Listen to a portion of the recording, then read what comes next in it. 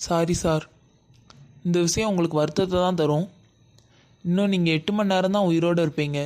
அதுக்குள்ளே உங்களுக்கு பிடிச்சதை என்ன பண்ணணுமோ பண்ணிக்கோங்க. மா, நான் இன்னும் 8 மணி நேரம் தான் உயிரோட இருப்பேனா? டாக்டர் சொன்னாங்க. என்னங்க சொல்றீங்க? திடீர்னு உங்களுக்கு என்னாச்சு? ஏன் இப்படி பேசுறீங்க? முதல்ல ஹாஸ்பிட்டல் எதுக்கு போனீங்க? மா, எனக்கு கொஞ்ச நாளாவே உடம்பு சரியில்லாம தான் இருந்துச்சு. அதான் ஹாஸ்பிட்டல் போய் செக் பண்ணிட்டு வந்தேன். டாக்டர் தான் இப்படி சொன்னாங்க. அதெல்லாம் இருக்கட்டுமா, எனக்கு உன் கையால வெங்காய தோசையும் கெட்டி சட்னியும் செஞ்சு கொடுமா. இன்னும் 7 மணி நேரம் தான் பாக்கி இருக்கு. சரிங்க. மாலை 7 மணி. சுப்பம்மா, ராத்திரி சாப்பாட்டுக்கு மீன் குழம்பு வச்சிடுமா. இன்னும் 5 மணி நேரம் தான் நான் இருப்பேன். தோ உடனே செய்றீங்க. இரவு 10 மணி. மா, நல்ல பசும்பால்ல உன் கையால கொஞ்சமா சக்கரை போட்டு கொண்டு வாமா. இன்னும் 3 மணி நேரம் தான் இருக்கு. ஓகேங்க. இரவு 12 மணி.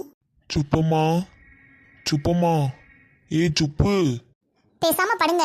காலையில எழுந்ததும் 1000 வேலை இருக்கு. சொந்தக்காரங்களுக்கு சொல்லி அனுப்பணும், ஐயருக்கு ஏற்பாடு பண்ணணும், சுடுகாட்டில் புக் பண்ணணும். உங்களுக்கு காலையில எழுந்திருக்க வேலை கூட கிடையாது.